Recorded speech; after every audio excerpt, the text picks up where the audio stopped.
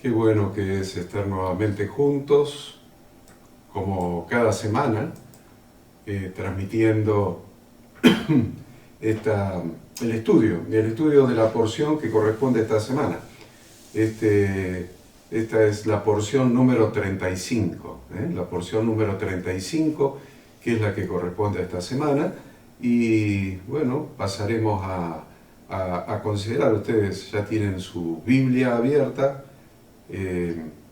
tienen también un cuaderno, tienen lápiz, lapicera, regla para subrayar, resaltador para marcar en la Biblia. Están todos preparados porque toda la semana hemos venido estudiando esta porción, tanto el Pentateuco como los profetas y como el Nuevo Testamento. Así que le damos la bienvenida a todos, nos preparamos. Es larga. Ada dice que es la porción más larga de todas, de las 54, esta es la que más versículos tiene, así que intentaremos avanzar lo más rápidamente posible como para abarcar la mayoría de los temas.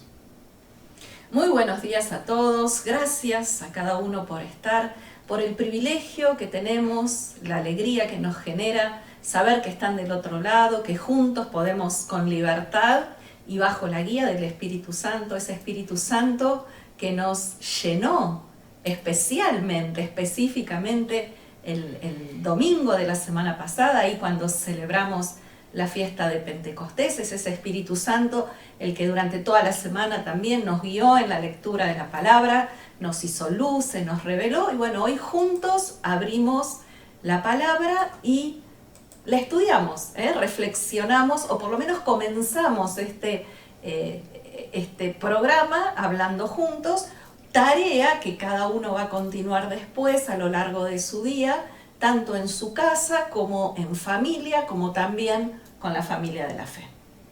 Muy bien, entonces, ¿cuáles son las lecturas que nos tocan hoy, Ada? ¿Cuáles son los temas? Y comencemos nomás con el estudio. Bueno, como bien decía, Horacio es la porción semanal número 35, lleva por nombre Nasó, que significa levanta, abarca las lecturas del libro de Números, capítulo 4, versículo 1 al 7, 89. Luego de la porción de la Haftará es Jueces, capítulo 13, del 2 al 25. Y del Nuevo Testamento vamos a abordar Juan, el Evangelio de San Juan, capítulo 12, versículos del 20 al 36. Y los temas que estudiaremos son las tareas de la familia de Gersón, esta familia de levitas, también las tareas de la familia de Merari, la purificación del campamento, qué pasa si se produce algún acto de robo dentro del pueblo, la ofrenda por los celos, llamada también las aguas amargas, el voto del nazareo, la bendición sacerdotal, y terminaremos con las ofrendas de los jefes de las tribus para la dedicación del altar del sacrificio. Una porción, como decíamos, extensa, tiene en sí misma 176 versículos y también interesante porque hay temas muy diversos y a pesar de que son diversos, también siempre tienen un hilo conductor. En esta porción, el pueblo estaba a punto de comenzar la segunda mitad de su viaje.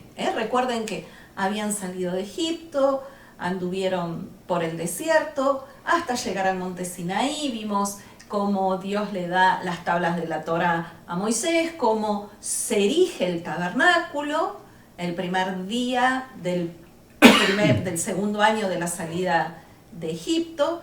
Y entonces aquí ya estaban listos para comenzar lo que sería la segunda parte de su viaje. Obviamente desde el Sinaí, recuerden que acá todavía están en el pie del monte Sinaí, alrededor del tabernáculo, todos formados, y están listos para partir hacia la tierra prometida. Nosotros vimos en la porción anterior que Dios le había dado a cada familia de los levitas un papel especial para llevar todos los elementos del tabernáculo, recipientes, los muebles, la estructura del tabernáculo, cada vez que el pueblo viajaba de un lugar a otro. Vimos la porción anterior que los objetos más sagrados debían ser llevados por la familia de Coat, por los coatitas.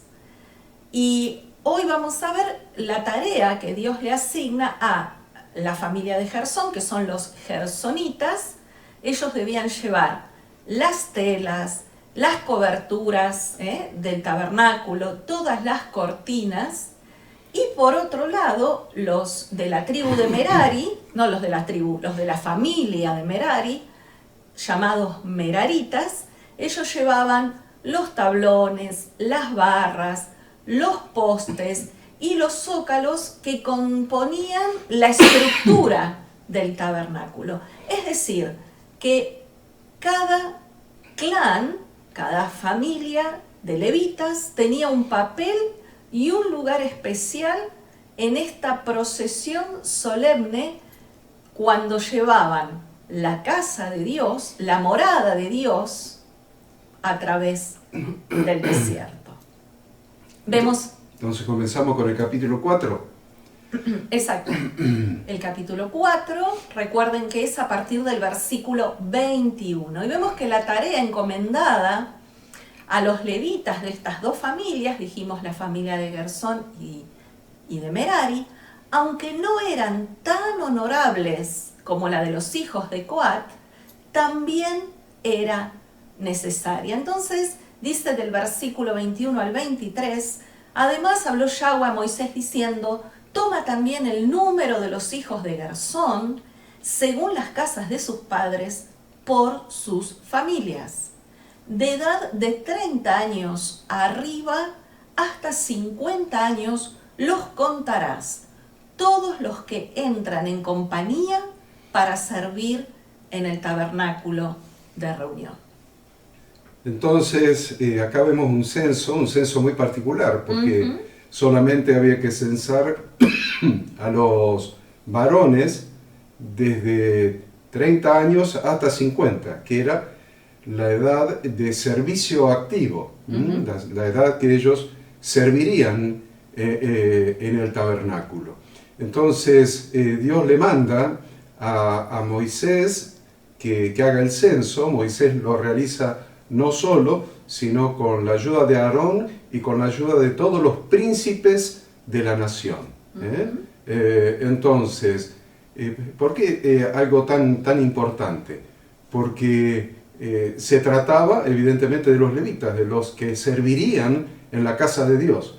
Entonces, por eso no solamente Moisés haría el recuento, sino Aarón, porque se trataba de la tribu de Leví, y los príncipes del pueblo, de cada una de las 12 tribus, porque en definitiva estos levitas que serían recontados eran quienes reemplazarían a los primogénitos, los que reemplazaban a los primogénitos de todas las tribus.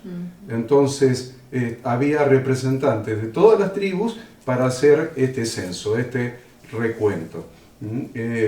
Es muy importante esto porque la familia de Gersón es muy representativa para nosotros, porque la familia de Gersón eran quienes iban a transportar las partes más sagradas del tabernáculo.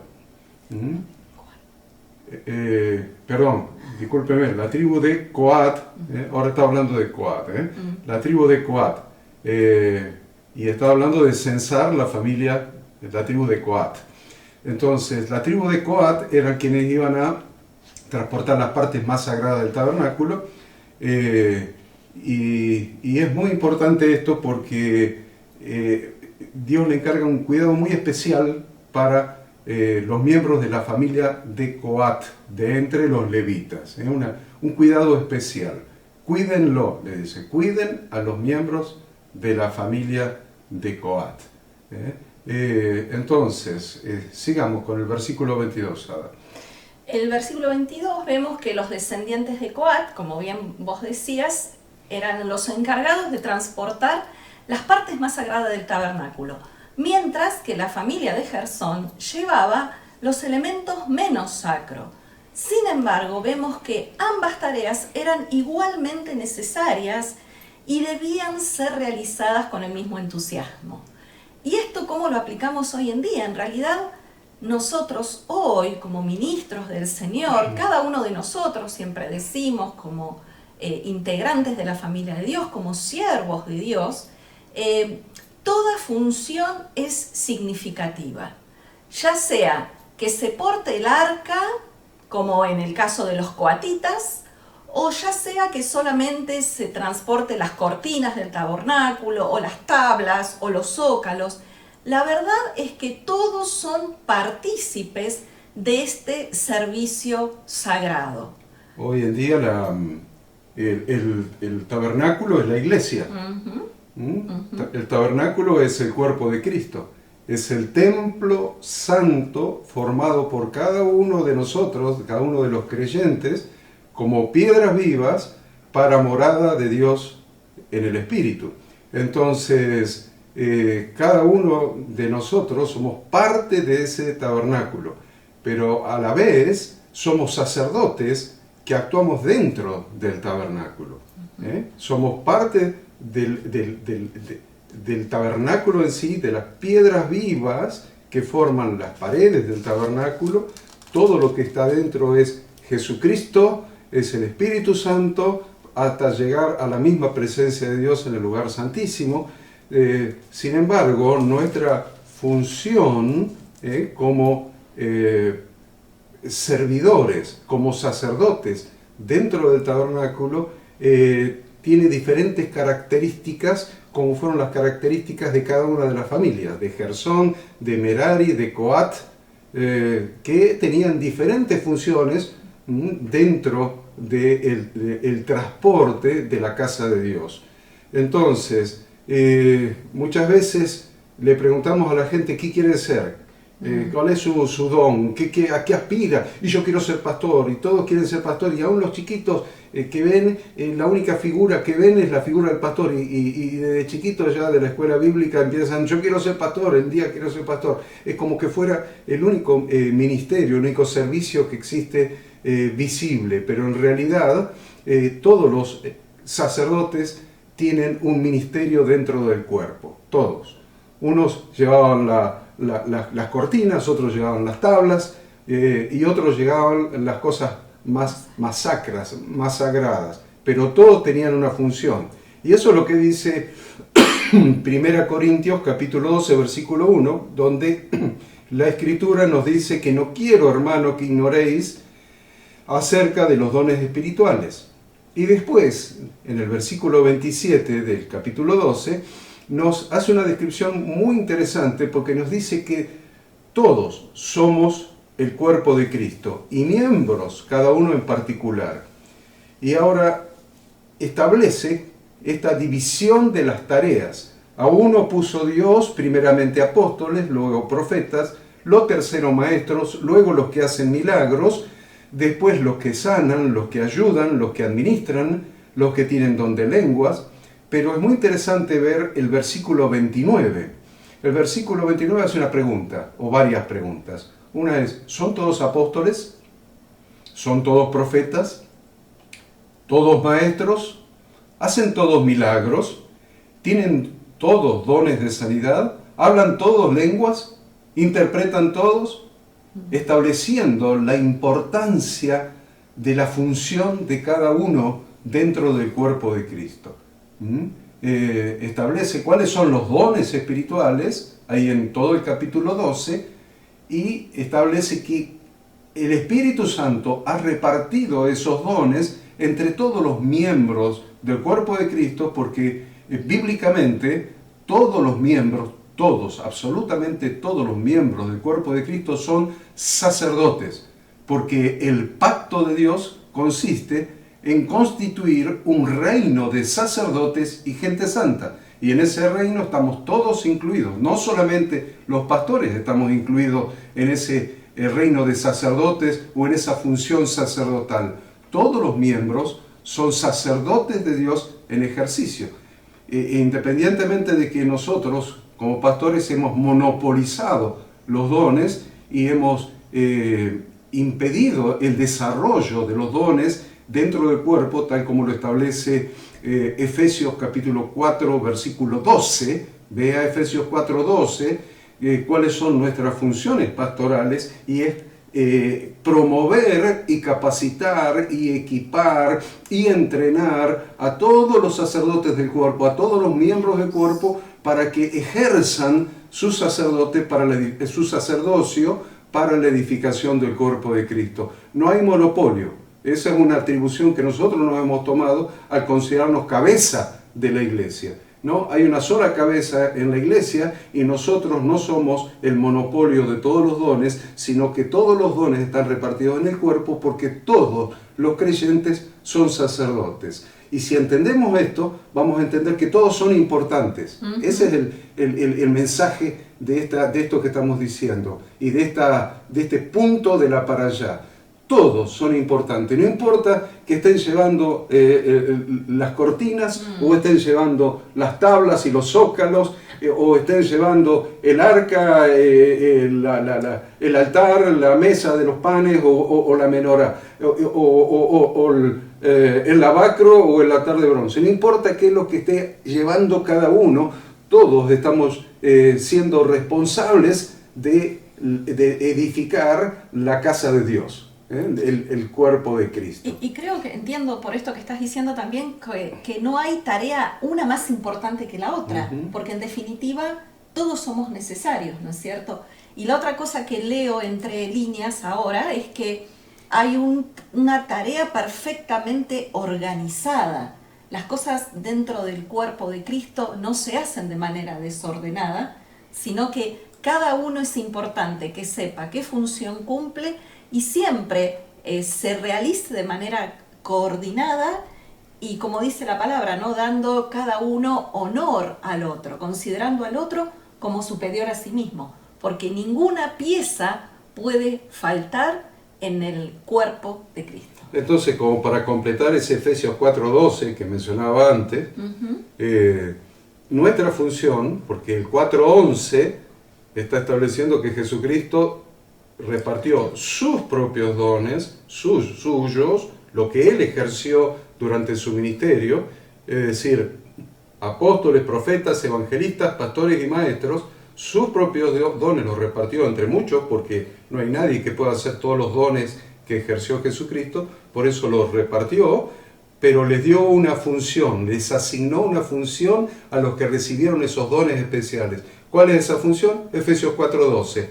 El versículo siguiente: detectar cuáles son los dones que han recibido cada uno de los sacerdotes que forman parte del cuerpo, detectarlos y estimularlos, capacitarlos para que ejerzan su propio don, su propio ministerio dentro del cuerpo. Entonces, nuestra función pastoral no es monopolizar todos los dones, porque nosotros, si no lo hacemos nosotros, no se hace bien. Tantas veces escuchamos esto. Sí. Para que salga bien lo tengo que hacer yo. No es esa la visión bíblica. La visión bíblica es funcionar como cuerpo. Entonces, detectar los dones, en qué brilla cada uno, qué don le ha dado el Espíritu Santo a cada uno, y ser colaboradores de Dios, colaboradores del Espíritu Santo en estimular esos dones, capacitar y dejar desarrollar esos dones dentro del cuerpo para que el cuerpo de Cristo sea edificado. Esto es muy importante que lo tengamos en cuenta, porque esto erradicaría muchas veces las cosas que pasan, que si alguno tiene un don de anciano dentro de la iglesia, un don pastoral, que es lo mismo, anciano, pastor, un don pastoral, un don de liderazgo, normalmente asusta porque o me va a mover el piso o va a dividir la iglesia, entonces hay que poner el pie encima, aplastarlo y no dejarlo desarrollar porque es peligroso. No es peligroso, no hay ningún miembro del cuerpo de Cristo, no hay ningún sacerdote de Dios. Acuérdense que cuando Dios nombra a sacerdotes,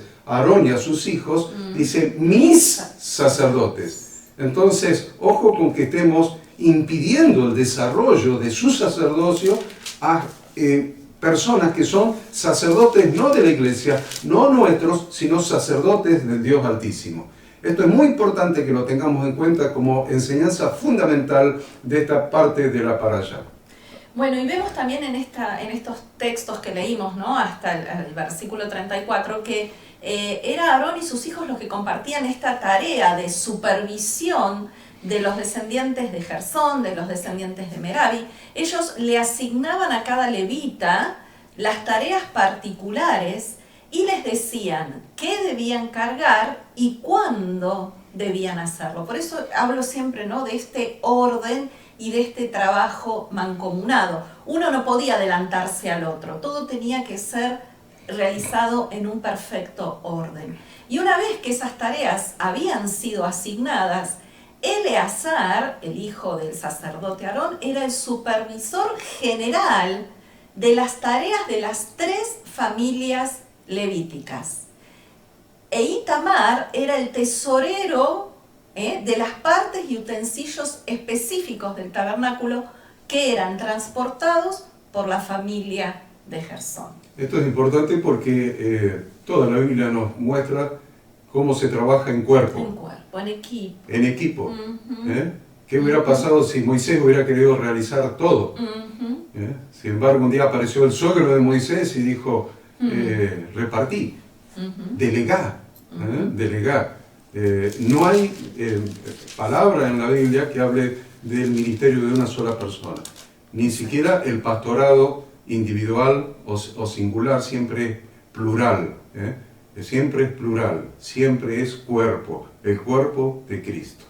Entonces, vemos que desde el versículo 46 al 49 fueron contados todos los levitas. Todos los levitas. De 30 a 50 años de edad. Y fueron 8.580 levitas que estaban entre 30 años y 50, que es la edad plena del servicio. Acuérdense siempre que Jesús empezó su ministerio, véanlo en el Nuevo Testamento, a los 30 años de edad, cumpliendo la Torá. Cumpliendo la Torá. Él se ajustó y ajustó su propio ministerio a la Torá de Dios. Tanto que a veces escuchamos por allí que la Torá fue abolido, el Antiguo Testamento fue abolido, la Torá abolida. Miren, Jesús ajustó aún su propio ministerio a la Torá. Empezó a los 50 años, a los 30 años de edad a ejercer su ministerio, y búscalo en el Nuevo Testamento, lo va a encontrar allí. Bueno, adelante, Ada. Bueno, comprobamos entonces que todos los levitas fueron contados, como dijimos, por Moisés y por Aarón, junto con los jefes de Israel, mostrando que los levitas estaban representando a todos los primogénitos en la congregación que son de Dios.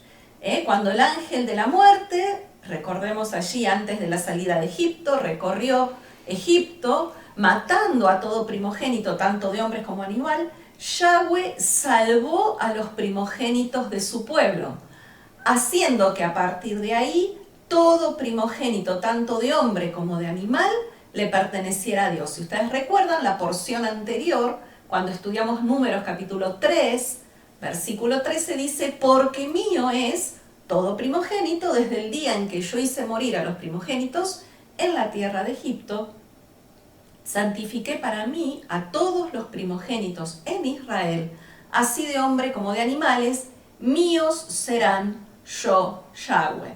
Y si nos remontamos al libro de Éxodo, capítulo 13, versículo 1 y 2, Yahweh habló a Moisés diciendo, conságrame todo primogénito, cualquiera que abre matriz entre los hijos de Israel, así de hombre como de animales, mío es.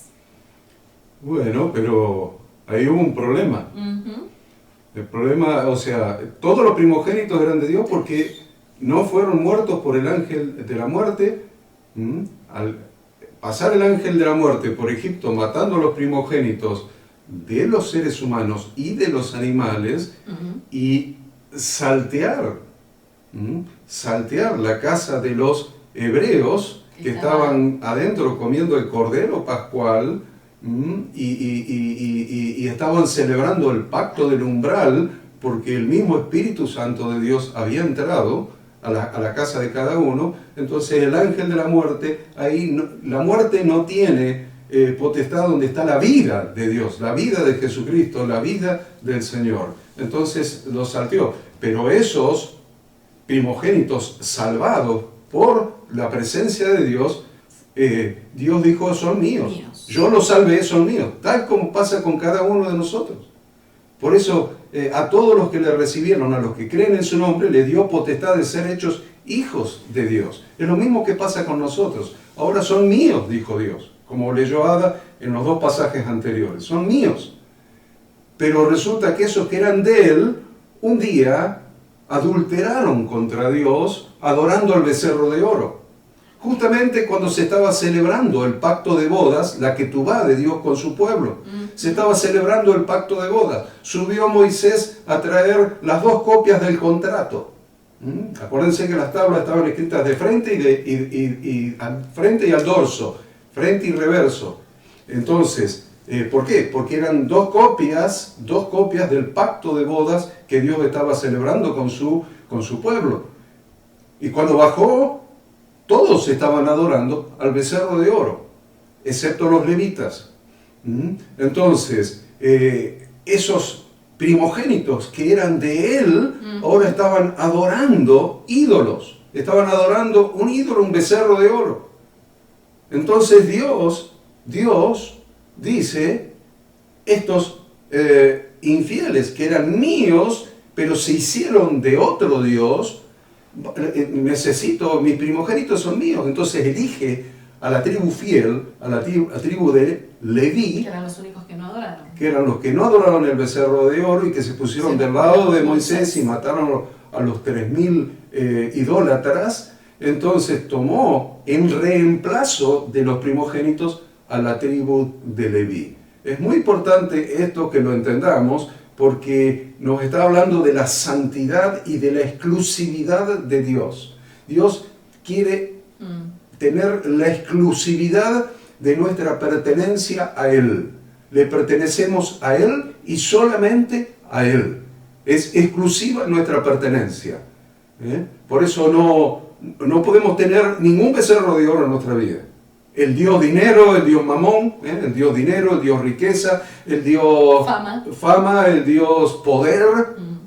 Acuérdense que hay cosas terribles que a veces pasan en los liderazgos y es muchas veces por el poder, por el orgullo, por el ego, además de otras cosas. Entonces, cualquier cosa que en tu vida ocupe el lugar de Dios es un becerro de oro y no podemos perder la primogenitura.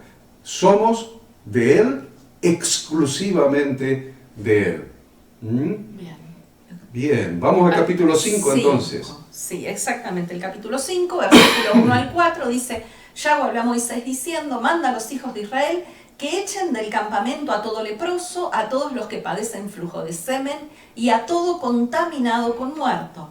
Así a hombres como a mujeres echaréis. Fuera del campamento los echaréis para que no contaminen el campamento de aquellos entre los cuales yo habito. Y lo hicieron así los hijos de Israel y los echaron fuera del campamento, como Yahweh Dios dijo a Moisés, así lo hicieron los hijos de Israel. Entonces en estos versículos vemos que Dios da instrucciones sobre la purificación del campamento, porque era el mismo Dios, el mismo Yahweh quien habitaba entre ellos. Por lo tanto, esto se trata de cuidar la santidad del lugar donde Dios habita. Los creyentes, como miembros de su congregación y como piedras vivas para morada de Dios en el Espíritu, deben tener santidad, es decir, no estar en pecado. Y ya sabemos que pecado es desobediencia a las instrucciones de su pacto. Y dice, 1 de Juan 3, del 4 al 10. Es importante esta lectura. Quiero que le presten atención, por favor, a esta lectura de 1 Juan, capítulo 3, del 4 al 10. Búsquelo, subráyelo, porque esto es negado por una falsa doctrina de la gracia. Falsa doctrina de la gracia. Niega la palabra de Dios, niega la Torá de Dios, acá en 1 Juan 3, del 4 al 10. ¿Qué dice 1 Juan del 3 del 4 al 10?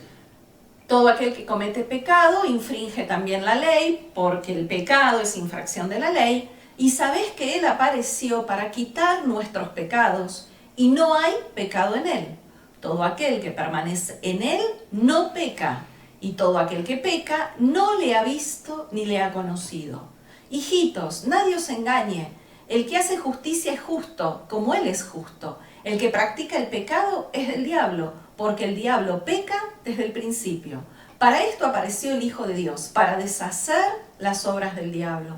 Todo aquel que es nacido de Dios no practica el pecado, porque la simiente de Dios permanece en él, y no puede pecar porque es nacido de Dios. En esto se manifiestan los hijos de Dios y los hijos del diablo. Todo aquel que no hace justicia y que no ama a su hermano no es de Dios. Es importante esta lectura, hacerla 3, 4 veces por día durante 6 meses para que se grabe en nuestro corazón, para que entendamos que el versículo 7 dice, el que hace justicia es justo, quiere decir el que obedece la Torá es justo. La palabra justicia tiene que ver con obedecer la Torá. El que obedece la Torá es justo como Él es justo, porque Jesús obedeció la Torá de su Padre y es justo. Es muy importante que apeguemos nuestro corazón a la obediencia de la palabra de Dios. Entonces, habíamos visto algo en Levítico, ¿no? Sí, habíamos visto en el libro de Levítico justamente que algunos factores que determinaban la contaminación ritual eran físicos, Si bien son físicos, o sea, recuerden, siempre hablábamos de impureza ritual. Estaba la persona quedaba ritualmente impura. Por lo tanto, debía separarse a todos los que estuviesen ceremonialmente impuros, ya sea por lepra, por flujos o por haber tocado cadáver, hasta que estuvieran nuevamente limpio. Y la razón por la cual la persona, en este caso con Zarat, habíamos visto equivalente a lepra, necesitaba ser separada de los demás, viene de que el ser humano en general no nos gusta asumir la responsabilidad de nuestros errores. Entonces, se excluía a la persona, como dijimos siempre, para darle tiempo a recapacitar. Siempre la intención de Dios era que la persona hiciera teshuvá, reflexionara, pidiera perdón, hiciera un proceso y regresara.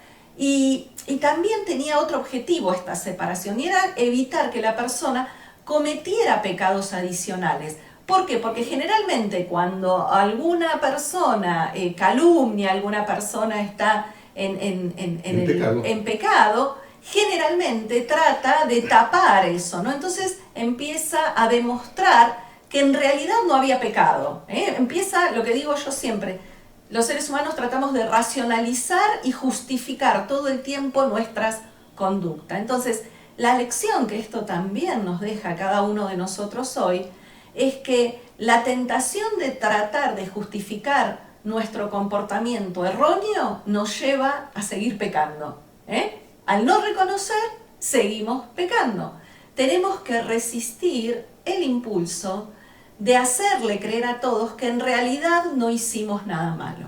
Porque no solamente hacemos las cosas a veces mal, a veces pecamos, sino que después invertimos un montón de energía, de argumentos para justificar nuestra conducta. Tratamos de convencer a los demás, no, lo que hice no estuvo tan mal. Y la verdad... Y de convencernos a nosotros mismos. Y eso ni hablar, de convencernos a nosotros mismos. Entonces, qué importante es, Dios siempre espera que nos podamos hacer responsables de nuestras acciones. Esto no solamente nos va a hacer sentir bien, sino que también actuará como un escudo poderoso en contra de empeorar nuestro error inicial. Yo digo siempre, pecamos y entramos como en una espiral descendente y solo Dios sabe dónde terminamos. Entonces, este acto de decir, excluyan del campamento a la persona que está ceremonialmente impura, que está contaminada, es justamente también para preservarnos a nosotros mismos. Y nos muestra claramente el corazón de Dios, porque Dios siempre está abierto al cambio nosotros. Siempre Dios espera el cambio y Él siempre deja abierto el camino a la limpieza, es decir, a la restauración. Dios siempre anhela la restauración del que peca. Entonces vemos que el tabernáculo estaba montado en medio de ellos y por lo tanto debían tener sumo cuidado en que el campamento siempre estuviera limpio. La expulsión de los impuros fuera del campamento era un anticipo y símbolo de lo que los líderes espirituales de hoy deben hacer en relación con la separación entre lo sagrado y lo profano. Muchas veces esta tolerancia, ¿no? Esta tolerancia de lo profano. Acá aprendemos cosas tan importantes, ¿no? Aprendemos que si la presencia de Dios está en su tabernáculo, no puede haber nada contaminado que contamine el tabernáculo. Un poco de levadura leuda toda la masa. Entonces dice, pero si yo quiero que la iglesia esté en santidad, me quedo sin miembros, porque todos siguen pecando. Bueno, eso no es un problema de la gente, es un problema de la mala enseñanza de los pastores, que hemos flexibilizado la santidad de Dios y hemos impurificado el campamento de Dios donde habita el Espíritu de Dios. Habita Dios por su Espíritu dentro del campamento y nosotros, con tal de que la gente no se nos vaya de la iglesia, hemos tolerado cualquier cantidad de zaraat, de lepra, de impureza sexual, como es el flujo, como dice ahí, la secreción, como es, por ejemplo, tocar muertos. Hay gente que no solamente toca muerta, sino está muerta en sí mismo espiritualmente. Entonces, por nosotros no haber enseñado la santidad de Dios, la palabra de Dios, la rectitud, la justicia de Dios, que es la obediencia a la Torah, tenemos iglesias que contaminan la santidad de Dios. Por lo tanto, si hay un lugar donde está contaminado, la presencia de Dios no está ahí. No está ahí. Dice, sí, por acá está la presencia porque nos emocionamos y lloramos. Eso no es la presencia de Dios, esa es emoción humana. Donde hay pecado, la presencia de Dios no está. Y entonces, cuando comienza esto y es tolerado, se agrava. Se agrava. Es como una enfermedad que crece, que se agiganta. Que va en aumento, que esa levadura, que era un poquito de masa leudada que se metió en el bollo más grande de masa, un bollo gigante de masa, se metió un pedacito de masa con levadura, se metió ahí adentro, listo, ahí adentro está. Lo dejamos una hora en un lugar medio tibio y van a ver cómo se leudó toda la masa. Un poco de levadura leuda toda la masa. Y eso es válido también para el corazón de los pastores. También es válido para el corazón de los pastores. ¿Cómo está tu corazón? ¿Cómo está tu santidad delante de Dios? ¿Qué cosas te estás tolerando vos mismo que no están ajustadas a la Torá? ¿Qué cosas te estás tolerando vos mismo en tus costumbres, en tus hábitos, en tus palabras? Yo escucho a veces decir que el apóstol Pedro era tan humano que cuando remendaba las redes decía malas palabras y Jesús lo escuchaba, pero como era humano, no decía malas palabras. La Biblia me enseña que el apóstol Pedro, hablaba como Jesús y así lo reconoció una sierva en el patio del sumo sacerdote, porque hablaba como Jesús, no decía malas palabras. ¿Qué cosas te estás tolerando vos mismo? ¿Qué cosas están entrando en tus costumbres, en tus hábitos, en tus sentimientos? ¿Qué cosas ven tus ojos? ¿Qué cosas escuchan tus oídos? ¿A dónde caminan tus pasos?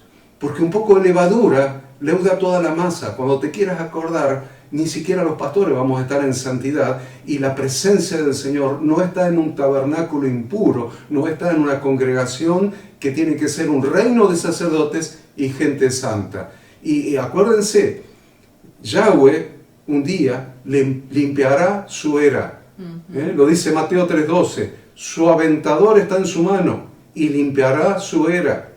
En Mateo 13:41 dice, enviará el Hijo del Hombre a sus ángeles y recogerán de su reino, recogerán a aquellos que dicen que están dentro del reino, a todos los que sirven de tropiezo y los que hacen iniquidad, los que desobedecen su palabra. O sea que el mismo Jesús va a hacer esa limpieza, ¿no? Va a mandar los ángeles para que hagan esa limpieza. Y en Apocalipsis 21-27 es muy terminante. Es muy terminante. No entrará en ella ninguna cosa inmunda, o que hace abominación y mentira. Acuérdense que abominación se le llama a desobedecer las instrucciones de Dios. Dice, no entrará en ella ninguna cosa inmunda o que hace abominación y mentira, sino solamente los que están inscritos en el libro de la vida del Cordero. Dice, no, pero yo estoy en el libro de la vida porque la salvación no se pierde.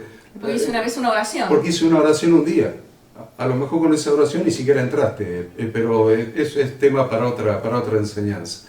Después del versículo 5 al 10, habla de las ofrendas, cuando el hombre delinque, y habla de la teyubá.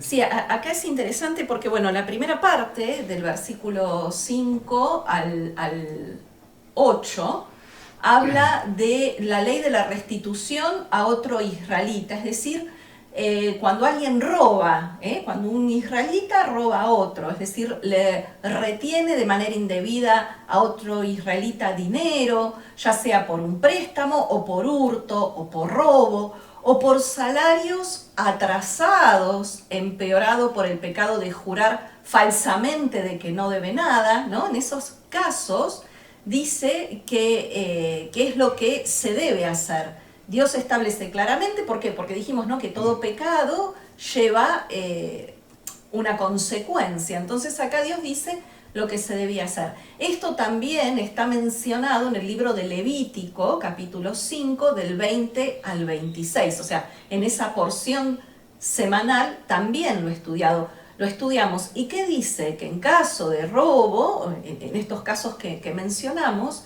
se debe resarcir haciendo una ofrenda por expiación por el pecado que cometió, pero además efectuar el pago adicional de un 20% a la víctima. No solamente hago un sacrificio por expiación para que Dios perdone ese pecado, sino que también a la víctima no solo le voy a devolver lo que le sustraje, sino que además un 20% más. ¿Y cómo define la Torá robo? Tomar cualquier cosa que Dios no nos dio. Si tomamos algo que Dios no nos dio, eso es robo, independientemente si el robo es grande o es pequeño, o de si hallamos o no alguna justificación moral para hacerlo. Entonces se trata de que cada miembro de la congregación de Yahweh entienda que pecar tiene consecuencias, y las consecuencias Dios las pone para que las personas piensen dos veces antes de pecar contra otro.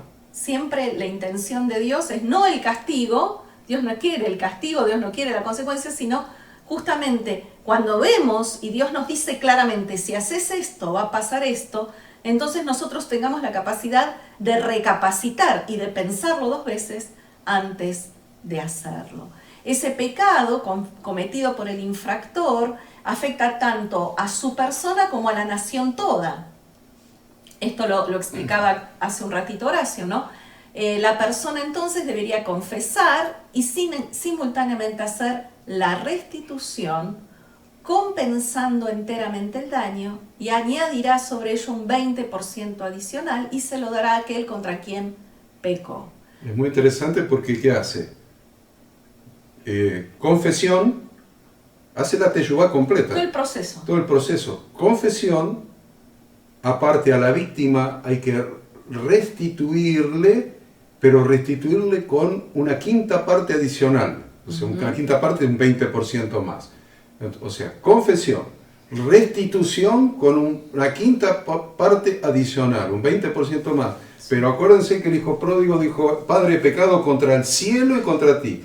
Todo pecado ofende a Dios, todo pecado. Entonces, adicionalmente, había que ir al tabernáculo a presentar sacrificios. Exactamente. Entonces, fíjense cómo está completo acá. Es confesión, porque la confesión es porque afectaba a toda la congregación. Segundo, la restitución con un 20% adicional. Y tercero, el sacrificio porque había que limpiar el tabernáculo, porque todo pecado del pueblo manchaba el tabernáculo. Por eso la purificación del día de Yom Kippur, del día de expiación, había que se expiaba también el templo. Claro. Porque el templo mismo queda manchado con los pecados del pueblo. Es para que lo estudien, eso, es para que lo revisen y lo puedan estudiar. Vamos a seguir entonces. El versículo 9 y 10. Versículos 9 y 10, a ver. Sí, en el capítulo 5, versículos 9 y 10, ahí me detuve un ratito porque me llamó la atención, dice el versículo 9 y 10, toda ofrenda de todas las cosas santas que los hijos de Israel presentaren al sacerdote, suya será. Y lo santificado de cualquiera será suyo.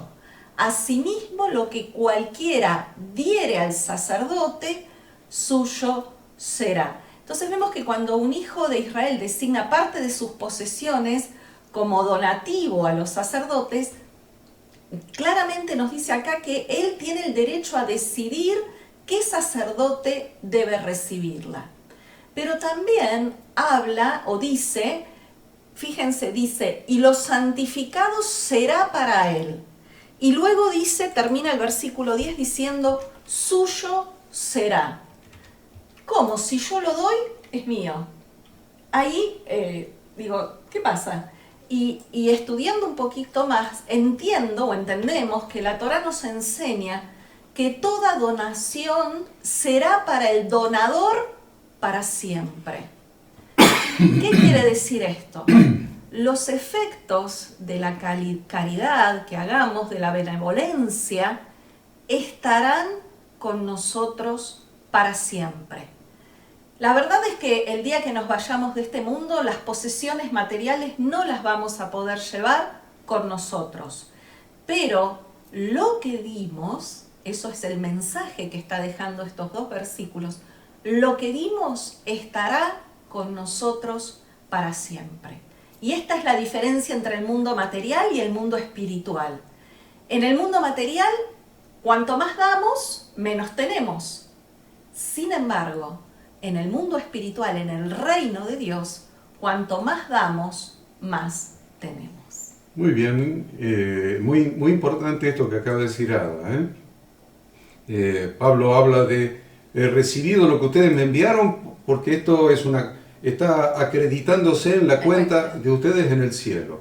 Hay una cuenta que cada uno de nosotros tenemos en el cielo, donde cada cosa que demos a necesitados se acredita al saldo de nuestra cuenta en el cielo. Búsquelo y va a ver que está. Por eso queda para siempre. Claro. Porque dice suyo será, ¿no? Y queda para siempre. Búsquelo en su Biblia y va a ver que tenemos una cuenta en el cielo y Pablo recibía lo que le donaban debido a que eso se acreditaba en la cuenta del que donaba, del donante en el cielo. Después vienen del versículo 11 al 31, lo que se llama la sotá, que se refiere a la mujer desviada o la mujer sospechada de adulterio. Sospechada. Lo que también se llama, ¿cómo, Ada? Se lo conoce o se lo llama también la ley de los celos o la ley de la sospecha. Y básicamente este pasaje, estos versículos, tratan de una mujer que se comportó de manera indebida, dándole a su esposo motivos para sospechar de que cometió adulterio, aunque no haya pruebas que indiquen que la mujer es culpable o inocente porque no fue hallada en ese mismo acto. Entonces, se la llama ley de los celos justamente porque es un procedimiento que podía seguir el marido, para que la mujer recuperara, digamos, su buen nombre y honor. Interesante, ¿no? Vamos a prestarle atención a esto porque lo vamos a relacionar con Jesucristo. Con Jesucristo, porque estamos hablando de la mujer adúltera, en realidad. En realidad estamos hablando de la mujer adúltera. Esto es una figura de lo que había que hacer con la mujer adúltera para demostrar que si era adúltera o no. Entonces, un procedimiento raro, muy extraño agua amarga, agua con tierra del templo. Qué cosa rara, ¿cómo es el asunto? Bueno, acá lo que vemos en estos versículos es que la Torá nos enuncia un procedimiento milagroso para probar si la mujer pecó, causando tanto la muerte de la mujer como también de su amante ilícito, o bien, por el otro lado, se iba a demostrar si la mujer fue fiel y de esta forma se restauraría la verdad y el amor. Recuerden que toda relación matrimonial, la base principal es la confianza. Si el hombre sospechaba, la confianza se rompía. Ahora, si se podía demostrar a través de este procedimiento que la mujer no había cometido adulterio, pues entonces la confianza y la armonía matrimonial se podría recuperar. Si en efecto la mujer había sido infiel, el miedo a morir, al tomar esa agua, podría inducirla a confesar. Si ese era el caso, el matrimonio terminaría en divorcio, pero sin aplicarse ninguna pena, porque no había pruebas legalmente aceptables de su culpabilidad.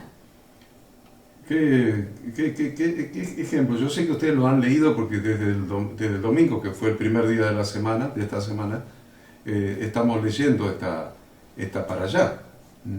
Entonces han leído el procedimiento y a muchos les ha quedado como algo muy extraño, muy raro, que se haga todo este lío, que se le hincha el vientre y que tome el agua amarga. ¿Cómo era la prueba de las aguas amargas? Bueno, el procedimiento se seguía para que, como dijimos, si la esposa era inocente, no continuase bajo el reproche, ¿no?, o la sospecha y los celos del marido. Ahora, si era culpable, pudiera quedar al descubierto el pecado y entonces también los demás, al saberlo, temiesen y tomasen aviso, o sea, fueran precavidos de no cometer el mismo pecado. Esta prueba tenía un doble propósito. Por un lado, castigar al adulterio y ayudar a erradicar la inmoralidad, porque como decíamos, en la santidad del pueblo de Dios no puede habitar el pecado. Entonces, por un lado, se castigaba y se trataba de erradicar la inmoralidad. Pero por otro lado, promover la confianza entre el marido y la mujer.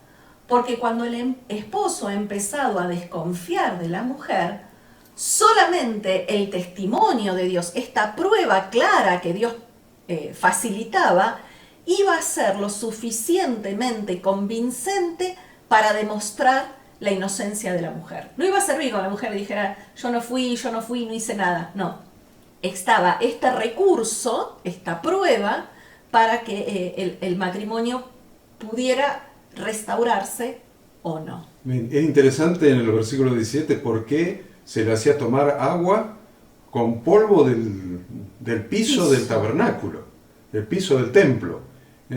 Porque es interesante, ¿no?, eso del polvo del suelo.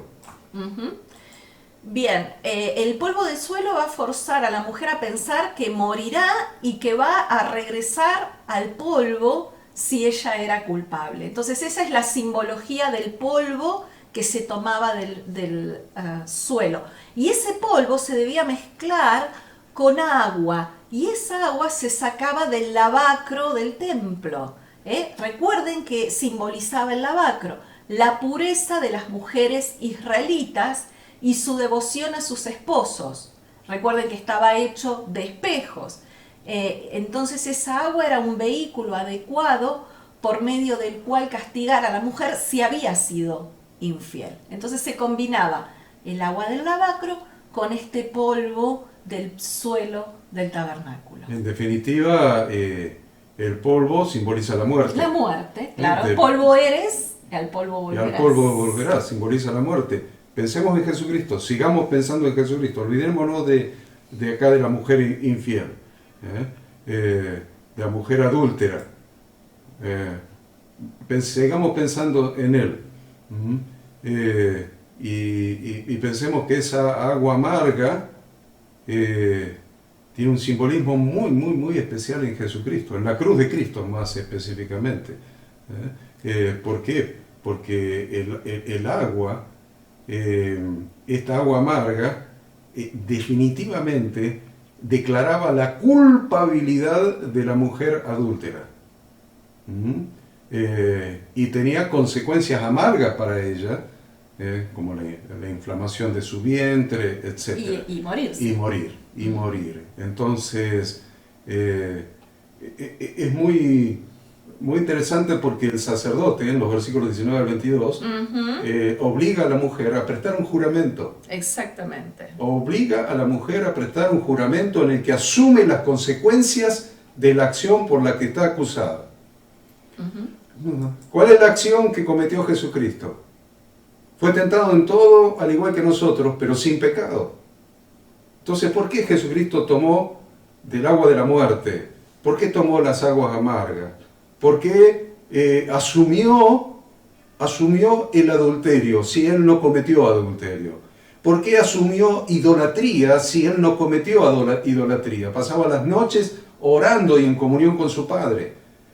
Él obedeció la Torá de su padre, él no cometió idolatría, no adoró ningún becerro de oro, no fue infiel a su padre, no merecía la muerte porque la paga del pecado es la muerte. O sea que esta agua con polvo de la tierra, símbolo de la muerte, esta agua amarga, no tenía por qué tomarla él, ni siquiera tenía que confesar públicamente su adulterio porque él no cometió pecado.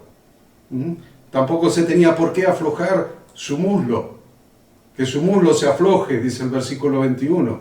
¿Saben qué significó que el muslo se aflojó?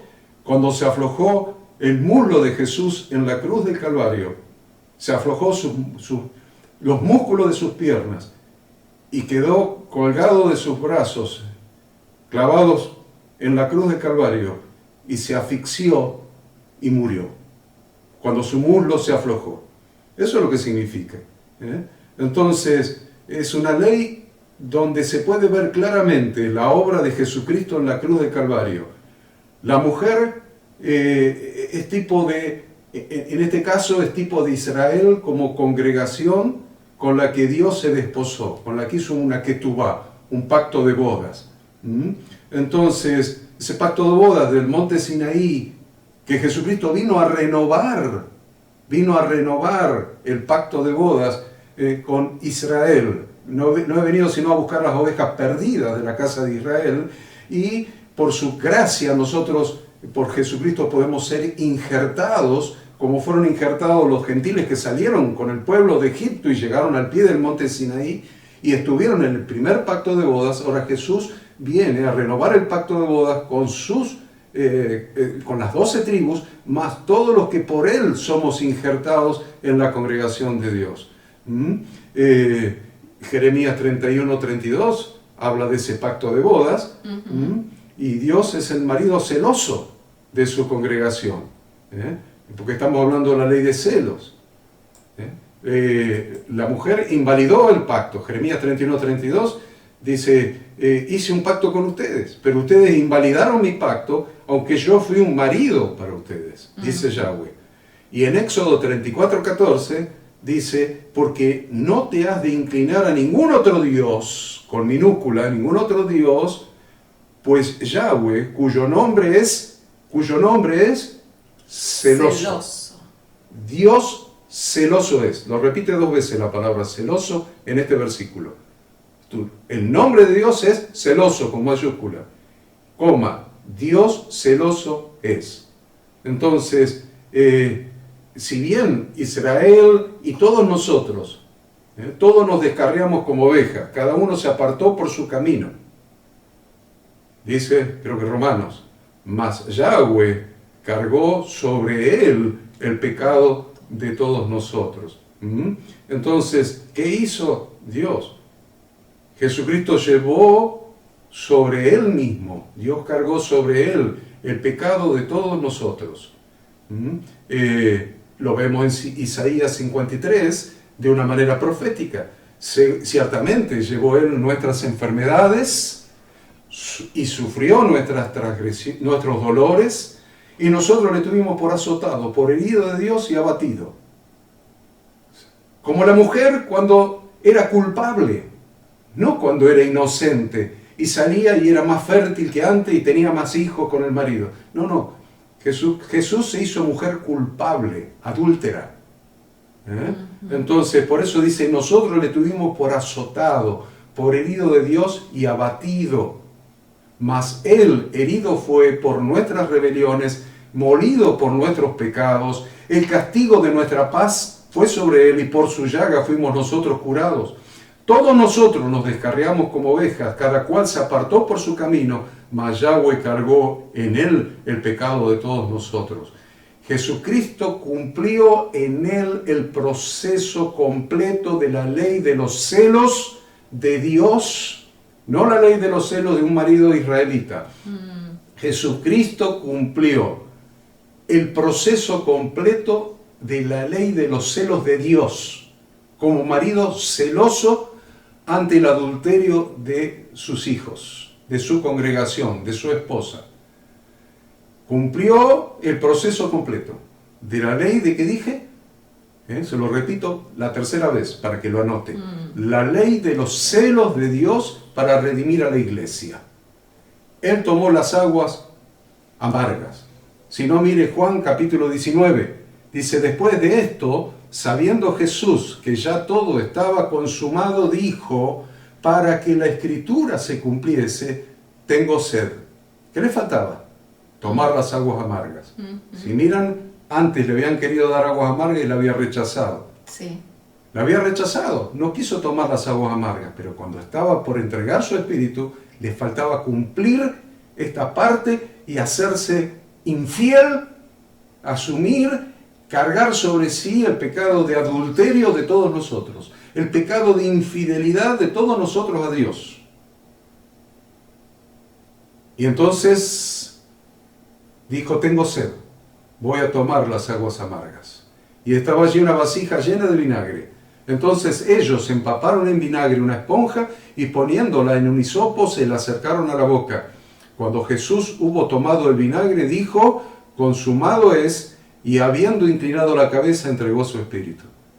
Cuando tomó las aguas amargas, se hizo adúltero por nosotros, se hizo idólatra por nosotros, se hizo desobediente a la Torá de su padre por nosotros. Entonces su muslo se ablandó, su muslo se debilitó y quedó colgado y entregó su espíritu.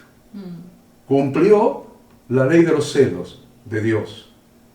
Cuando se traduce la Reina Valera al castellano, lo que se traduce como consumado es probable que él lo que haya dicho es una palabra hebrea que es gomer, que según el diccionario Strong significa completar, está completado.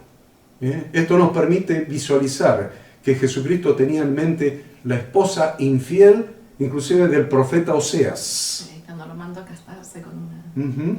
La cual se llamaba Gomer. Interesante, la palabra que usó Jesús. La esposa infiel de Oseas, Gomer, la cual es un símbolo de las 12 tribus de Israel al ser infiel al Señor. Y Jesucristo pagó el rescate y la redención de las 12 tribus a consecuencia de la desobediencia al Dios de pacto.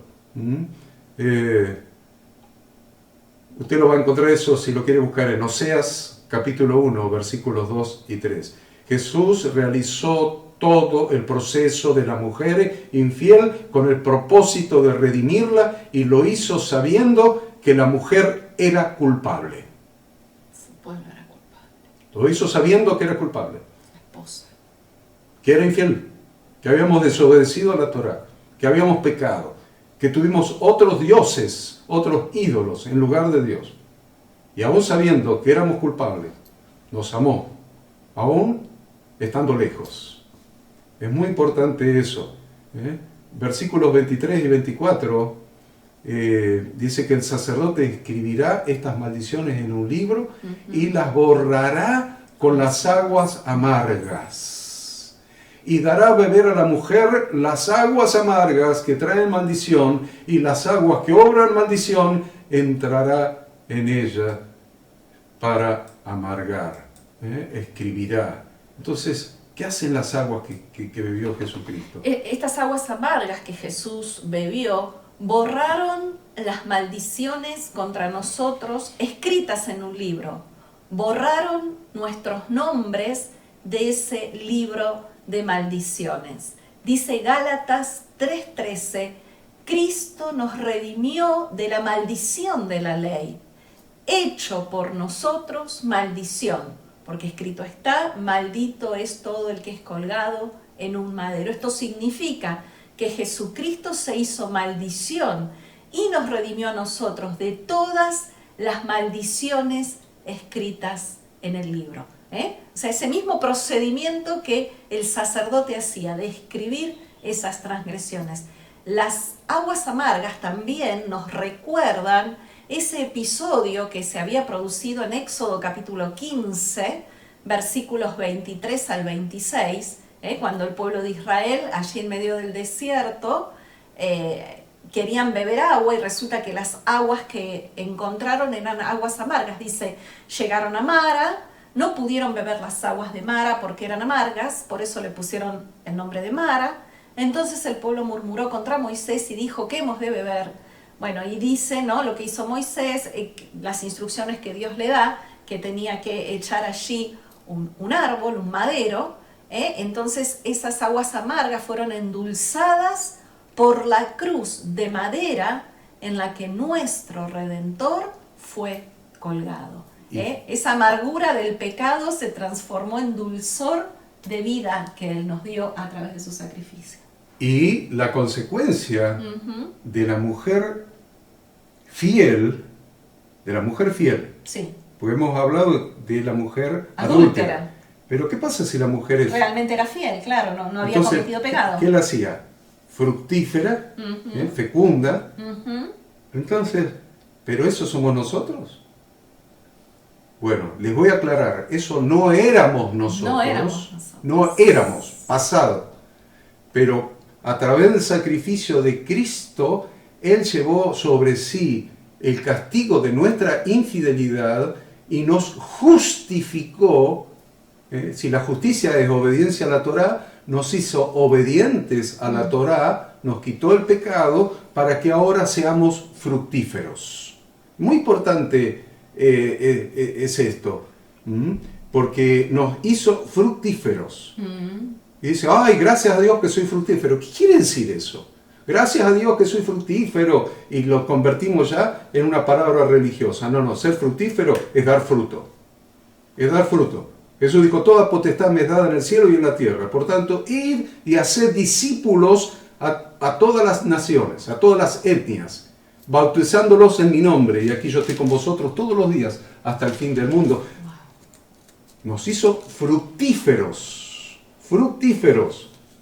No nos redimió y no ocupó nuestro lugar en la cruz para que hoy estemos cómodos descansando en la salvación. Nos hizo puros, nos justificó para que seamos fructíferos, para que llevemos mucho fruto y nuestro fruto permanezca, para que todo lo que pidamos al Padre en su nombre, Él nos dé. Bien, si avanzamos, comenzaremos con el capítulo 6. Vamos a ver ahí en todo el capítulo 6, relatado en gran parte, ¿no?, del 1 al 21, relatado este voto nazareo. Y la verdad es que acá vemos que la Torá permite que un hombre o una mujer adopten voluntariamente un voto, asumiendo la condición de nazareno, nazareo, no con N, nazareo, que en hebreo es nazir. Como dijimos, es voluntario y la persona decide abstenerse del vino, de la sidra y de todo fruto de la vid en todas sus formas, porque fíjense que no podía comer ni siquiera la uva, no podía comer pasas de uva, nada que estuviera relacionado con la vid, con un objetivo. Este voto tenía un objetivo y era elevarse espiritualmente. La verdad es que hoy en día, cada uno de nosotros estamos rodeados de tantos placeres físicos que nos atraen, que necesitamos aprender a controlarnos. La verdadera felicidad yace en aprender a controlar nuestros impulsos. Se trata de superar los deseos al abstenernos de ciertos placeres físicos. Todos somos capaces de controlar nuestras acciones, de elevar nuestro comportamiento y de elegir un estilo de vida que construya y no que destruya. ¿Para qué? Para santificar nuestras almas y preservar nuestra relación con Dios, con nuestro semejante y con nosotros mismos. Entonces, vemos que era un voto para aquellos que querían dedicarse a Dios de un modo especial, por alguno de los siguientes motivos. Ya, en primer lugar, por sentir que su devoción por el Señor y por su palabra se estaba enfriando. Entonces, cuando alguien veía que su devoción se estaba enfriando, su relación con Dios, podía decidir hacer este voto nazareo, esta abstinencia, no solamente del producto de la vid y del vino, ¿no? Sino que tampoco podía tocar cadáver y una serie de instrucciones que dice ahí. No podía abstenerse de alimento impuro, alcohol, no debía rasurarse la cabeza. Bueno, pero ya lo hemos leído, ¿no es cierto? Exacto. Eso del versículo 1 hasta el 21. Bueno, ¿qué otra cosa entonces se podía hacer un voto nazareo? También porque la persona hacía una promesa de mayor consagración hacia las cosas espirituales. También podía hacerlo por sentir la necesidad de hacer teshuvá. Podía hacerlo también por una oración, por un pedido a Dios, que si Dios la concede, se le hace una promesa. Entonces, si Dios la concede, si Dios me da tal cosa o logro tal cosa, entonces yo en gratitud hago este voto. Y por último, por ser de aquellas personas que profesaban una moral más estricta y un mayor celo religioso que los demás. La Biblia habla mucho del tema de los votos, inclusive hay toda una porción que estudiamos acerca de los votos, pero por ejemplo, Proverbios 20:25 dice: lazo es al hombre hacer apresuradamente voto de consagración y después de hacerlo reflexionar, ¿no? Entonces habla de que todo voto tiene que ser realizado a conciencia y con la decisión de cumplirlo. En Números 32 dice: cuando alguno hiciere voto a Yahweh o hiciere juramento ligando su alma con obligación, no quebrantará su palabra, hará conforme a todo lo que salió de su boca.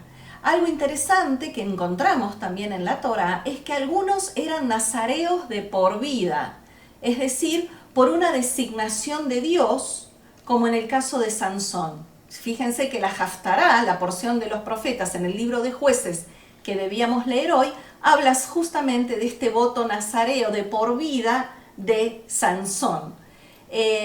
Vemos también a alguien nazareo en la Biblia, que es Juan el Bautista. También podía hacerse nazareo por el voto de sus padres. Vemos el caso del profeta Samuel. 1 Samuel 1:11 dice: Ana hizo voto diciendo: Jehová de los ejércitos, si te dignares mirar a la aflicción de tu sierva y te acordares de mí, y no te olvidares de tu sierva, sino que le dieres a tu sierva un hijo varón, yo lo dedicaré a Yahweh todos los días de su vida, y no pasará navaja sobre su cabeza. No podía rasurarse el cabello. De allí que Sansón, siempre decimos, ¿no?, que el secreto pero en el caso de Sansón, el secreto era su cabello. ¿Bien? Y hay otro caso muy interesante en la palabra, y este lo vamos a encontrar en el Nuevo Testamento. Para los que dicen que la Torá está abolida, bueno, fíjense, en el Nuevo Testamento vemos al apóstol Pablo haciendo voto nazareo por voluntad propia. Esto lo dice Hechos 18:18. Dice: mas Pablo, habiéndose detenido aún muchos días allí, después se despidió de los hermanos y navegó a Siria, junto con él Priscila y Aquila, habiéndose rapado la cabeza en Cencrea, porque tenía hecho voto. Habemos ahí a Pablo habiendo hecho un voto nazareo, y ahí entonces cuando él termina ese periodo, ese voto, vemos que había un procedimiento. Vuelve a cortarse el cabello. Debía raparse la cabeza. Ahora lo vamos a ver. Entonces, como dijimos, básicamente se trata de abstenerse de ciertos placeres físicos, como dijimos. El nazareato es un estado de santidad, y quedaba prohibida todas las actividades que dijimos: rasurarse el cabello, ya sea de la cabeza o de la barba, no contaminarse con un cadáver humano y abstenerse de vino o sidra. La verdad es que el nazareo busca distanciarse de las tentaciones de su medio, hace votos que lo separarán de los placeres físicos que otros encuentran casi irresistibles. El periodo mínimo del que habla la Torá para el nazareato es de 30 días, pero puede hacerse por periodos más prolongados. Hay también un simbolismo en esto de prohibirle a la persona cortar el cabello, ya que ayuda a la persona a evitar la tentación de presumir de su belleza física. Y quisiera avanzar, porque el tiempo avanza también. Si ustedes se fijan ahí en el capítulo 6, del versículo 13 al 15, habla no solamente lo que tenía que hacer el nazareo, sino cuando se cumplía el plazo, cuando se terminaba ese voto.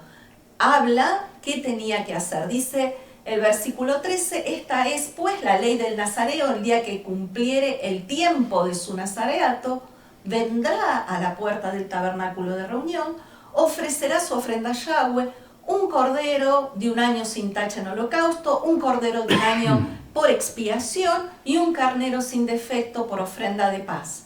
Deberá llevar también un canastillo de tortas sin levadura, de flor de harina amasadas con aceite y hojaldre sin levadura, untadas con aceite, y su ofrenda y sus libaciones. Entonces, ¿por qué se llevaba una ofrenda por el pecado? Y es porque en general el voto se hace cuando una persona siente que se estaba desviando, que se estaba alejando de Dios, que se estaba enfriando. Y entonces con este voto completa este proceso de regreso, de retorno, de teshuvá. La ofrenda de paz que se presentaba por el nazareo la trae regocijándose de haber cumplido su voto. Por eso acuérdense que la ofrenda de paz era una ofrenda de gratitud, era una ofrenda de alegría. Y dice que luego de presentar la ofrenda se cortaba el cabello. Y fíjense en el libro de Hechos, hablábamos de Hechos 18, fíjense acá en Hechos 21, cómo Pablo también cumple este procedimiento de dar por finalizado su voto. Hechos 21, 23 dice, haz pues esto que te decimos, cuando él viene a Jerusalén, aquí estamos, ¿no? Él viene a Jerusalén y ¿qué le dicen los del concilio de Jerusalén? Los hermanos de la iglesia en Jerusalén. Dice, hay entre nosotros 4 hombres que tienen obligación de cumplir voto. Tómalos contigo, purifícate con ellos y paga sus gastos para que se rasuren la cabeza y todos comprenderán que no hay nada de lo que se les informó acerca de ti. Fíjense acá, ¿qué le dicen? Sino que tú también andas ordenadamente guardando la Torá. ¿Por qué? Porque hay algunos que acusaban a Pablo de no estar guardando la Torá. Entonces acá le dicen, ya que hiciste un voto de nazareo, ve al templo y cumplí con los pasos que la Torá, acá en el libro de Números, capítulo 6, establece. Fíjense que dice, entonces Pablo tomó consigo a aquellos hombres y al día siguiente, habiéndose purificado, es decir, pasó por una mikvé, la purificación en agua, ¿qué hizo Pablo junto a estos 4 hombres más que también habían hecho voto? ¿Qué hacen? Entró en el templo para anunciar el cumplimiento de los días de la purificación. Es decir, se presentaba y decía, se cumplió el tiempo de mi voto. Y dice, cuando había de presentarse la ofrenda para cada uno de ellos. Él fue y dijo, vengo porque estoy cumpliendo con el voto, se terminó el periodo, acá traigo la ofrenda, entonces hacía todo el proceso. Se la daba al sacerdote, el sacerdote presentaba las ofrendas y ahí entonces volvían a rasurarse el cabello. Claro, el problema es que muchos dicen, no, pero esto lo hacía Pablo, porque era un rabino ortodoxo, fariseo. Era fariseo. Pero la verdad es que qué sabiduría la de Dios, ¿no? Para que ninguno diga semejante tontería, dice, no solamente lo hizo él, 4 hombres más. Sino que entró con 4 hombres más y le pagó la ofrenda a los otros 4. Otros 4. Entonces, ¿qué estaba? ¿Enseñando cosas que no debía enseñar? No. Es la pregunta que queda, ¿no? ¿Estaba enseñando cosas que no debía enseñar? Bueno, vamos a la bendición sacerdotal, Ada, que es desde el versículo 22 al 27. Sí. Así que te dejo nomás avanzar con la bendición sacerdotal. Bueno, la bendición sacerdotal está en la última parte del capítulo 6, abarca del versículo 22 al 27, y Dios le ordenó a Moisés que diera instrucciones a los sacerdotes de bendecir a toda la nación de Israel. Por lo tanto, las bendiciones de Dios llegarían a los hijos de Israel por medio del servicio sacerdotal. Dios le dio a los sacerdotes el mandamiento solemne de bendecir al pueblo en nombre de Yahweh. El sacerdote pronunciaba esta bendición como alguien que tenía autoridad para ello, alzaba sus manos, y las extendía hacia el pueblo, y esto es un encargo para transmitir por sus generaciones. Cuando es el ministro el que bendice al pueblo, por parte de Dios, cumple con el oficio de profeta. Y ahora cuando bendice a Dios, el sacerdote de parte del pueblo, ahí está cumpliendo su función de sacerdote. Y es interesante que cada persona pueda apropiarse de esta bendición, y la bendición congregacional recae sobre la asamblea como un solo cuerpo, como una totalidad, porque la instrucción es sobre todo Israel, sobre el cuerpo de Cristo. Entonces, esta bendición incluye 3 dimensiones.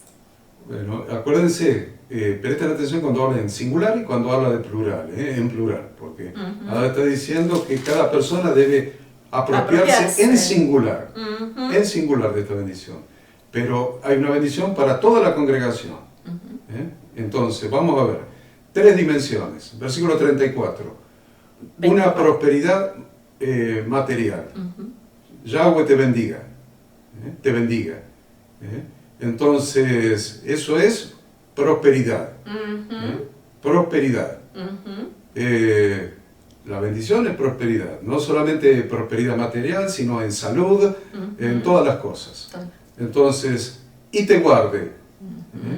Te guarde, te proteja. Que Dios te proteja. Para que no te proteja de las acechanzas del enemigo, las acechanzas del diablo, para que la bendición de Dios no te sea arrebatada. Entonces, la mejor manera de que alguien conserve la bendición de Dios se llama sedaká. Si es capaz de dar, sedaká, actos de justicia, solidaridad. En segundo lugar, el versículo 25. La segunda bendición se refiere al conocimiento de la Torá. Al conocimiento de la Torá. Que ilumine Yahweh. Que ilumine, que haga resplandecer su rostro. Significa que Dios te ilumine para percibir la sabiduría de su Torá. Entonces, habiendo recibido la bendición, entonces tenemos nuestras necesidades básicas cubiertas. Entonces, su Torá nos ilumina, entonces nos conceda misericordia, tenga de ti misericordia, tenga de ti gracia, entendiendo que misericordia significa la diferencia de misericordia y gracia. Misericordia es que Dios no te dé el castigo que te mereces. Y gracia significa que Dios te dé la bendición que no te mereces. Parece un trabalengua, ¿no? Pero es muy clara la definición entre gracia y misericordia. Entonces, la misericordia de Dios siempre está relacionada con su verdad. Salmo 40:11. Yahweh, no retengas de mí tus misericordias, tu misericordia y tu verdad me guarden para siempre. Siempre la misericordia de Dios está relacionada con la Torá, con la obediencia a la Torá. ¿Querés recibir las promesas? la misericordia, la prosperidad económica, en la salud, en todos los aspectos, obedecer los mandamientos de Dios, guardar la Torah. Y una vez que Dios nos bendice, que el rostro de Dios resplandezca sobre nosotros, nos hace responsables de reflejar su luz. Acordate que es una gran responsabilidad, nos parece trivial, pero que dice que alce sobre ti su rostro, y que su rostro resplandezca sobre ti, que el rostro resplandezca sobre nosotros, implica que nos convertimos en la luna del sol. Esto es metáfora, metáfora. La luna no tiene luz propia. No. Refleja la luz del sol. Sí. Si el rostro de Yahweh resplandece sobre tu vida, te convertís en el reflejo, necesariamente, en reflejar la luz de Dios. Entonces nos hacemos brillantes cuando reflejamos la luz de Dios. Y la tercera bendición, en el versículo 26, se refiere a la compasión que Dios alce su rostro sobre ti. Y ponga en ti paz. Entonces, que el alzar del rostro sobre nosotros nos conceda su paz. Sin paz en la vida, todo lo demás carece de valor, carece de sentido. Se puede vivir en un palacio, pero si no tenemos paz en nuestro corazón y en nuestras relaciones, todas las bendiciones que tengas no servirán para nada. Entonces, ¿cuáles son los niveles de la paz que están incluidos acá? Paz en la familia, paz en la congregación o familia de Dios, paz en el país en el que se vive y en todo el mundo. Entonces, paz o shalom es estar completo. Entonces, después Dios promete ahí a nivel congregacional, y pondrán el nombre de Yahweh sobre los hijos. Y ahí está hablando de toda la congregación. De toda la congregación. Y Dios bendecirá a toda la congregación. Pero nunca se olvide que la bendición y el sacerdocio de cada uno de nosotros empieza en nuestra primera congregación, en nuestra casa, en nuestro hogar, empieza con nuestra esposa, con nuestros hijos, y después finalmente se traslada a la congregación. Y esta bendición de Dios, esta bendición sacerdotal, justamente vos como cabeza del hogar la das cada cena de Shabbat, cada cena familiar del día de reposo, del día viernes a la caída del sol.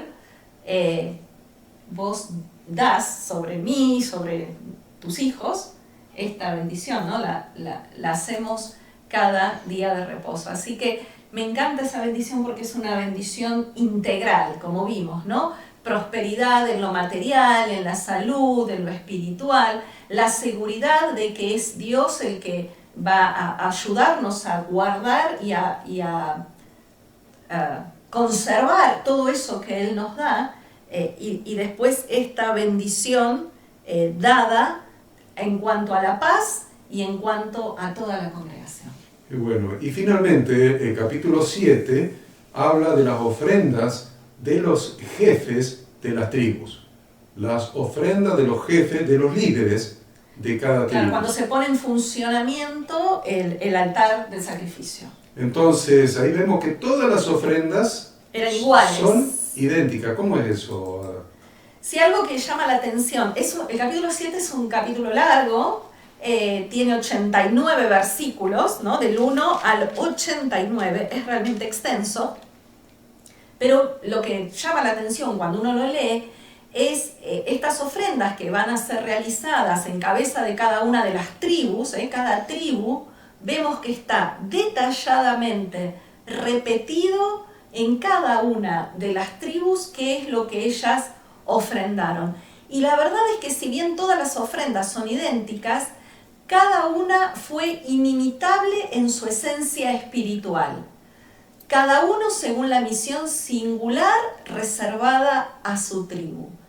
Entonces, ¿por qué eran iguales todas las ofrendas? Fíjense, están detalladas. tribu por tribu lo que trajeron, y las 12 tribus trajeron exactamente lo mismo durante 12 días, un día cada tribu. Así se daba a entender que todas las tribus de Israel tenían igual parte en el altar y un interés igual en los sacrificios que eran ofrecidos sobre el altar. Los 12 príncipes de Israel estuvieron felices de llevar regalos idénticos, porque ellos estaban alejados de los celos, del resentimiento y del deseo de superar a los demás. ¿Qué nos muestra esta igualdad de las ofrendas? Porque generalmente, ¿qué hacemos los humanos, no? En los humanos hay un deseo de competir, de mostrar que somos más que el otro. Entonces, si alguien trae un regalo, no sé, a un amigo, yo trato de superar el regalo que ese amigo le hizo al amigo. Siempre estamos tratando de competir, de mostrar superioridad, de mostrar que podemos más. Sin embargo, acá ellos llevaron regalos idénticos. Estas ofrendas fueron deliberadamente idénticas para evitar el odio y la envidia, debido a que promovieron un sentido de comunidad y armonía. Los príncipes entendían que lo que importaba no era el regalo, sino la forma en que se ofrecía. Dios mismo dio su sello de aprobación enumerando estos regalos por separado. A pesar de que eran iguales, se enumeran en la Torá tribu por tribu lo que cada uno presentó. Esto nos enseña que lo esencial sobre cada persona es su esencia, el sentimiento con el que está dando y no el regalo en sí mismo. Esta es una lección que nos vendría bien implementar a cada uno de nosotros. Nuestra generación a menudo mira a las personas por lo que poseen en lugar de prestar atención a lo que las personas son. La historia de los príncipes de las tribus de Israel nos recuerda que cada uno está hecho por Yahweh a medida, con un alma y una misión únicas, y que lo que importa no es tener más, sino ser más. Dios no mira nuestras posesiones, sino la forma y la intención con la que damos.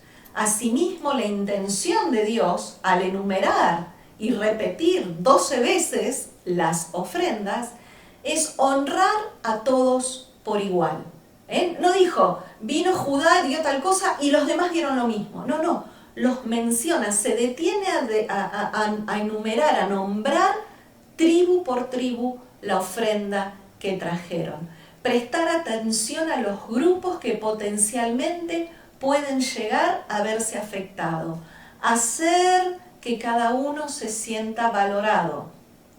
Y también dejar que todos tengan su momento de ser el centro de atención, aunque solo sea de una forma ceremonial, porque cada día una tribu era el centro de atención al traer esas ofrendas delante de Yahweh. Muy bien, y el versículo 89 termina el capítulo con una lección impresionante, impresionante. Que 7:89.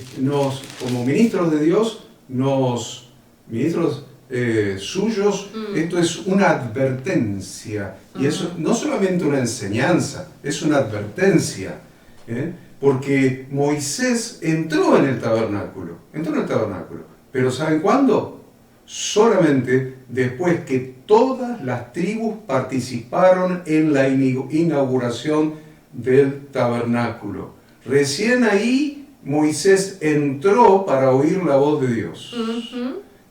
Moisés dio lugar a todos antes de darse lugar a sí mismo.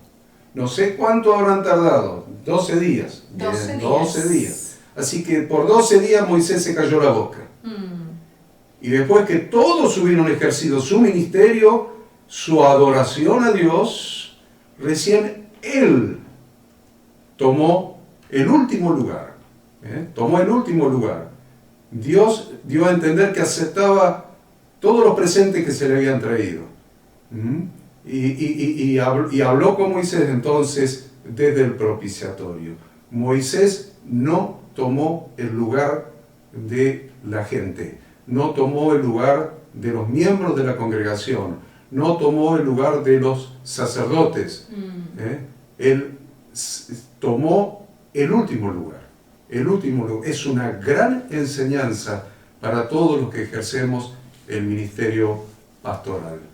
Dios los bendiga, Dios los guarde, y si Dios así lo permite, el próximo sábado por la mañana estaremos nuevamente juntos con una nueva porción de la Torah. Gracias por estar. Shabbat Shalom.